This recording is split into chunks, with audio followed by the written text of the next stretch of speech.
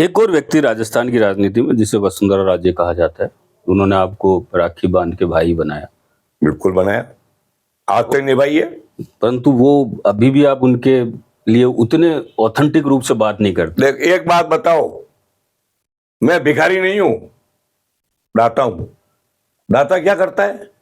देता है। मांगेगा तब देंगे ना। राखी लेके आई क्या मेरे पास?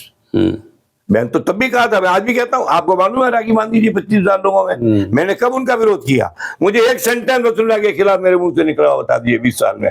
लेकिन वो बाद में अशोक गहलोत के निकट हो गई तो उन्होंने दूरी करी, मैंने दूरी नहीं की। अशोक गहलोत के निकट हो गई? हाँ, अशोक गहलोत की उनकी मित्रता के चर्चे हैं, आपने भी सुने होंगे, मैंने भी सुने हैं, मगर इससे मेरे क्या फर्क पड़ता है? वो अपनी राजनीति करती, मेरी करता हूं। इस दौरान मुझे एक मुख्यमंत्री के चेहरे की तलाश थी और मुझे अच्छा चेहरा मिल गया।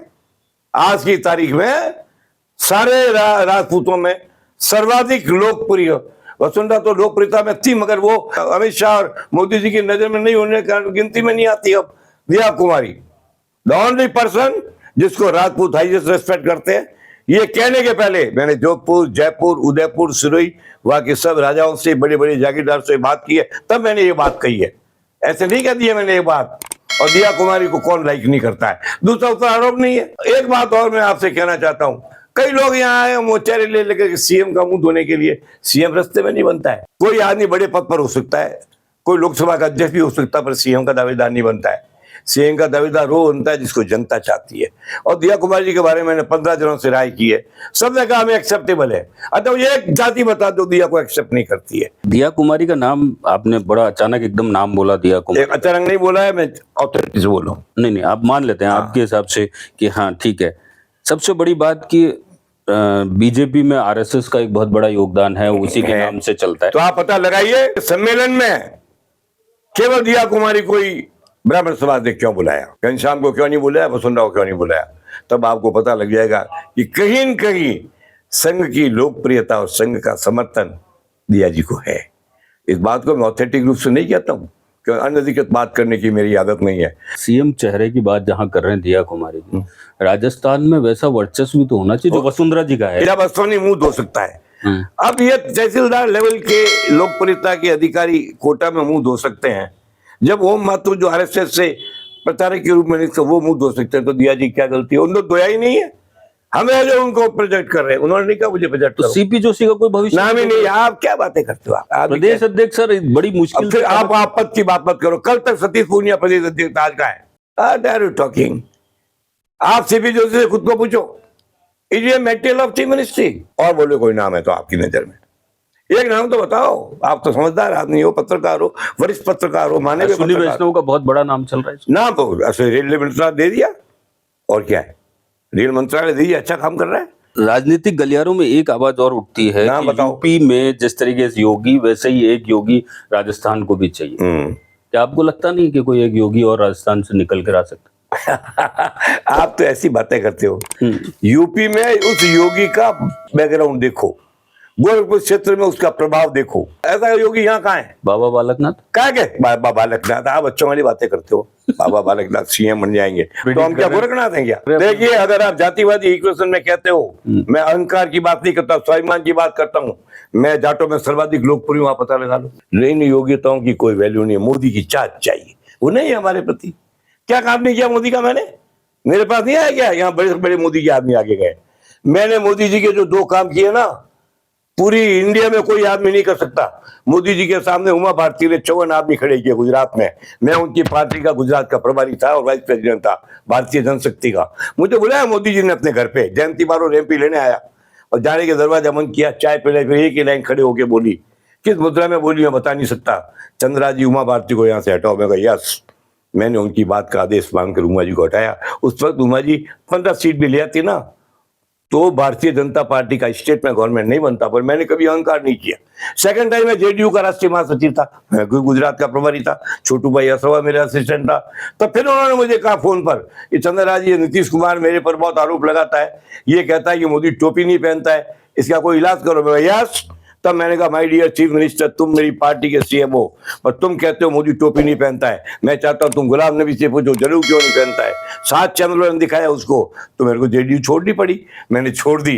पर मैंने मोदी की प्रतिष्ठा को नहीं। नरेंद्र मोदी की जरूरत देश को है, राष्ट्र को है, राष्ट्रीयता को है, सनातन को है, धर्मनिरपेक्षता को है।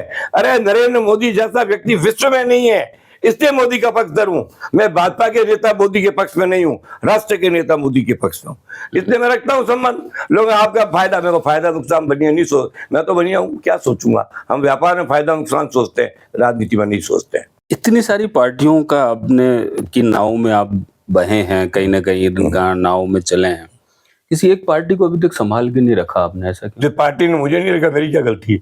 I was remove from Congress by the conspiracy of Sitaram KC and Gehlot. Yes right, मैं झूठ बोलता ही नहीं। बिल्कुल सही है। Then I was removed from Bharatiya Janshakti because Uma Bharti destroyed the party. ये Gujarat case. Yes. Then I wrecked Janardan JDU because मैं शरद यादव का डिप्टी था, deputy I was secretary general of Janata Dal United, और शरद ने पार्टी छोड़ दी। शरद को दलील किया नीतीश कुमार ने, छोड़ दी, मेरी क्या गलती है? आपको नहीं लगता चंद्रराज सिंह की ये जो बेबाकी है यही उसका सबसे बड़ा नुकसान? इसका फायदा है कि मैं बेबाक हूं। अभी आपने कहा बेबाक, इतना बड़ा सर्टिफिकेट तो कोई पद पे मिलता ही नहीं है। आपने कहा चाणक्य, इससे बड़ा नहीं मिलता। अभी एक बहुत बड़ा अफसर आया था, बहुत बड़े काम डीजी से ऊपर, उसने कहा कि आप मोदी जी आपको बना देंगे। क्या बना देंगे? राज्यपाल में मैं ऑरेटर और स्पीकर हूँ माना हुआ इंडिया का। जवाहरलाल नेहरू के साथ 16 साल की उम्र में बोला हूं, वो देख लो आप। तो मैं अपने बोलने की क्षमता को किसी राजमहल की कैदी बना दूं, ऐसा नहीं है। मैं खुद का घर ही राजमहल जैसा है। तो आपको क्या चाहिए? मैं दे ही नहीं सकता कोई। मैं भूतपूर्व कैबिनेट मंत्री मरूंगा जब तक रहूंगा, और चाणक्य का नाम जनता ने दिया, सोनिया और मोदी मिलकर नहीं ले सकते। I am satisfied. एक नया नाम उभर के आया जो कहीं ना कहीं कहते हैं कि मोदी जी के बहुत करीबी हैं, भारतीय जनता पार्टी में अपनी जगह बनाने की कोशिश कर रहे हैं। उनका नाम है किरोड़ी लाल मीणा। वाह, क्या बात कही है। वो जनप्रिय नेता है। किरोड़ी लाल मीणा को बनाने की जरूरत नहीं है, बीजेपी को किरोड़ी लाल जी मीणा को नजदीक लाने की जरूरत है। आपको लगता है इस चुनाव में फर्क पड़ेगा? फर्क क्या पड़ेगा? किरोड़ी लाल का मत नहीं लिया तो ये जो 9 जिले 11 जिले हैं ना उधर के, इसमें एक सीट भी फिर बीजेपी को भी तकलीफ आएगी जो कांग्रेस को आ रही है। इसलिए किरोड़ी को सम्मानजनक तरीके से बीजेपी एक्सेप्ट करेगी। अभी किरोड़ी जी मिले हैं मोदी जी से अपने दौसा के प्रोग्राम में, तो उन्होंने बातें की, और किसी हो सकता है किसी के बारे में बात भी की हो, तो मैं कहना नहीं चाहता हूँ। क्या किरोड़ी भी सीएम के सपने देख रहे हैं? नहीं नहीं, किरोड़ी बहुत समझदार आदमी है, मगर वो डेफिनेटली अपना प्रभुत्व चाहता है। सीएम मेकिंग में उसका हाथ होना चाहिए, मैं भी चाहता हूँ, क्यों नहीं होना चाहिए। आपकी तो दोस्ती है बहुत अच्छी, परम मित्र भाई की तरह है मेरे, मगर मैंने कभी उनसे राजनीतिक मदद नहीं मांगी, मांगता भी नहीं हूँ। मैं कहता हूँ मक्ता बनकर मांगने से तो दाता बनकर जिंदा रहना ज्यादा अच्छा है। बीजेपी मोदी के चेहरे पे चुनाव लड़ेगी या इंडिविजुअल आदमियों के हिसाब से चुनाव? मोदी के पास 2 परमानेंट चेहरे हैं, एक तो मोदी का चेहरा, दूसरा राष्ट्रीय सेवक संघ का चेहरा। इन 2 के रहते बीजेपी को तीसरे की जरूरत नहीं। एकजुट तो दिख नहीं रही बीजेपी। एकजुट है टोटल। एक में जहां बीजेपी में टूट होती है, आरएसएस अपने फरीकों से चिपका देता है, तो बीजेपी में टूट का कोई अर्थ नहीं है। आपको क्या लगता है निर्दलीयों का इस बार वर्चस्व बहुत जबरदस्त? मैं आपको बताऊं, आप समझदार आदमी है।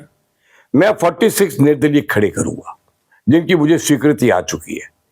आप 46 पे ये कागज है, किसी एक पर उंगली रखो, मैं बता दूंगा मेरे कैंडिडेट कौन। ज्यादा नहीं, एक बार ही बताऊंगा। मैंने बता दिया आपको, कायलाना जोधपुर के अंदर में जैन उम्मीदवार खड़ा करो, सत्य वो जीतेगा। वहां 2 ब्राह्मण लड़ेंगे, दोनों हारेंगे। और बोलिए आप, और कोई सीट पर आप जा पूछोगे मेरे उम्मीदवार है, मगर मैं कोई दावेदारी नहीं करता। चंद्रराज सिंह भी खुद क्यों नहीं चुनाव लड़ सकता हूँ? मेरे क्या है जी, मैं लड़ूंगा तो पहली घोषणा करूंगा मैं हारने के लिए आया हूँ, मगर किसी को मारने के लिए आया हूँ। मेरी थ्योरी अलग है। मेरी उम्र हो चुकी। मैं 57 में स्वतंत्र पार्टी बनी थी, 58 में मैं उसका ऑर्गेनाइजिंग सेक्रेटरी था स्टेट का, जब मेरी उम्र उस समय 15 साल की थी। और मैं जिनको एडवाइस करता था उन्होंने हमारा वो लक्ष्मण सिंह गायत्री देवी हुआ करते थे। ये महाराजा मान सिंह के साथ मेरा उस उम्र का फोटो है, आप देख लो। देखा मैंने। एक चीज और है सर, कटारिया जी की सीट खाली हो गई। उदयपुर से एक वो वर्चस्व वाला आदमी जिसको कहीं ना कहीं वसुंधरा जी के बाद एक बड़े नाम पे देखा जा रहा था, अब वो सीट खाली हो गई राज्यपाल। अब उदयपुर से ऐसा कौन सा चेहरा, कहते लक्ष्मण सिंह जी या बाकी लोग वहां? छोड़ो ना, उदयपुर बनी होगी, जैनों की सीट है, नॉन जैन नहीं जीतेगा वहां पे। गुलाब जी तो कमजोर थे, इसलिए स्वीकृति दे दी, उन्हें जाना ही नहीं चाहिए था। उन्होंने जाकर के कितने सैकड़ों हजारों कार्यकर्ताओं के दिल पर चक्कू मारा है। मैं इसमें गुलाब जी का समर्थक नहीं हूँ।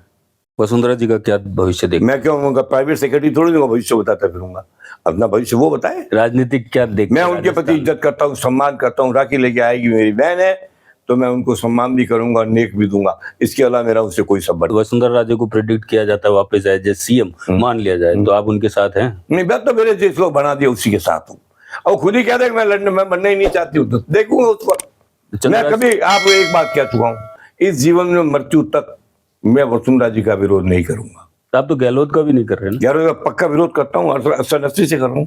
दिया कुमारी के ऊपर आपका पूरा भरोसा है कि? भरोसा नहीं है, वो अल्टरनेटिव नहीं है कोई, तो है नहीं कोई अल्टरनेटिव। राजेंद्र राठौड़ क्या यार आप बातें करते हो, आप डोंट मेक मी लाफ, मुझे हंसाओ बता, मुझे मत सही। नेता प्रतिपक्ष छोड़ो ना, वो सतीश पूनिया भी था, बन गया सीएम, और लोकसभा स्पीकर सुमित्रा महाजन थी, बन गई सीएम। पदों पर रहे हुए लोगों का पदों से हटने के बाद में मूल्यांकन 0 होता है। मैं फिर राजेंद्र के विरोध में क्यों नहीं बोलता हूँ, क्योंकि पहली बार आप कसम लेके पूछना, जब इसका नाम मंत्रिमंडल की सूची में मैंने बनाया तो मुझे मना किया था कि आदमी बहुत तकलीफ पहुंचाएगा। तब मैंने कहा था घनश्याम तिवारी आपके खिलाफ बोलता है, उसका जवाब देने के लिए हम राजेंद्र जी को पूछो कितनी बार मेरे घर आए थे राजेंद्र जी, तो मैंने तो राजेंद्र का विरोध कभी नहीं किया, आज भी नहीं किया, करता भी नहीं हूँ। लेकिन मुझे मालूम है कि इस आदमी की क्षमता क्या है। अब आप एनसीसी के कैडेट को कैप्टन बना दो, आर्मी का नहीं चलेगा। कितनी सीट मांगते हैं बीजेपी की? 115-20, 50 सीटें खा जाएगा ये गठबोर्चन, 20-25 निर्दलीय ले आएंगे, और कांग्रेस की 10-15 सीट। अगर ये नहीं हुए आपस में, सचिन पायलट और हनुमान बेनीवाल वगैरह, तो फिर बीजेपी की सीटें 110 से बढ़कर 130-40 जाएगी। हमारे लिए दुखद होगा वो, क्योंकि तब मेरे निर्दलीय की कोई वैल्यू नहीं रहेगी। अच्छा, एक सवाल और निकल के आ गया, हनुमान ने अभी तक अपना कोई राम ही नहीं चुना है, कोई हनुमान अपने तरीके से ही चल रहे हैं। हाँ, तो जब तक राम नहीं मिले तो हनुमान के लिए सूरी भी सब कुछ था। राजस्थान के अंदर अब बहुत बड़ा बीजेपी में भी परिवर्तन दिख रहा है, क्या लगता है चुनाव? चंद्रशेखर जाएगा, प्रभारी नया आएगा, मोस्ट प्रोबेबली गुजरात का कोई आदमी प्रभारी बन के आएगा, और वो इतना पावरफुल होगा कि लोकल आदमियों की कम मानेगा। इससे ज्यादा मत पूछिए। गुजरात से तो केवल एक ही पाटिल के हिसाब से कहोगे, क्या बुराई है, बड़ा अच्छा नाम है, आपको सब पता है, मुझे छिपा छिपा के बता रहे हो। नहीं तो पर राजस्थान में अपने आप को जमा पाएंगे पाटिल से? यार सवाल ही नहीं है, बीजेपी जमाने की जरूरत क्या है। एक चीज और, सीपी जोशी को प्रदेश अध्यक्ष बनाने के पीछे क्या एक जातिगत समीकरण को साधन? पहले तो बताओ सीपी का पूरा नाम क्या है। इनका बनना नहीं बनना बराबर है, कोई अर्थ। पूनिया को हटाना जाटों का खिलाफ गलत किया, और पर हटाया तो उसको राजेंद्र के अंडर में डालना और बड़ी गलती है। हटा दिया उसको, हटा देते, इसको बना देते, तो फिर राजेंद्र को नेता बना के उसके अंडर में पूनिया को डालना, इसको आप जानते नहीं हो। मैं जाटों को बहुत ज्यादा जानता हूँ। जाट बहुत स्वाभिमानी कौम है, जबरदस्त हिम्मत वाली कौम है, लड़ने में, संघर्ष में, वोट डालने में एक है। जाट छोटी मोटी कौम नहीं है। उस जाट के साथ में अगर अपमानजनक बर्ताव करोगे और आप दे दो जाट चुप रहेगा, तो आपकी गलतफहमी। आप जो वक्तव्य देते हैं वो कहीं ना कहीं राजनीतिक गलियारों में कुछ भूचाल पैदा कर। मैं उसका ठीक है, तो मेरा नाम ही है। आपने कुछ इसी तरीके से चौधरी जो नाम आपके पास आया तो वो चौधराहट कम नहीं हो रही? कैसे कम हो सकती है? 1 मिनट आप बताओ। मैं अगर कुछ मांगू तो मैं कमजोर पड़ता हूँ, मांगता ही नहीं, मुझे चाहिए ही नहीं, मैं संतुष्ट हूँ। चंद्राजी सिंह जी से बात हुई, बड़ी बेबाकी से बात हुई, और 2023 के चुनावों को लेकर बहुत सारे समीकरण बताए गए, कुछ ऐसे नाम भी बोले गए जो कि आश्चर्यचकित कर देने वाले हैं। परंतु हो सकता है कि इनकी ये जो हमने, क्योंकि एस्ट्रोलॉजर कहा है उन्हें, और भविष्यवक्ता होने के नाते हो सकता है कि कहीं ना कहीं जबान पे सरस्वती बैठी हो और वो सारी चीजें कहीं शाश्वत रूप से सत्य दिखे।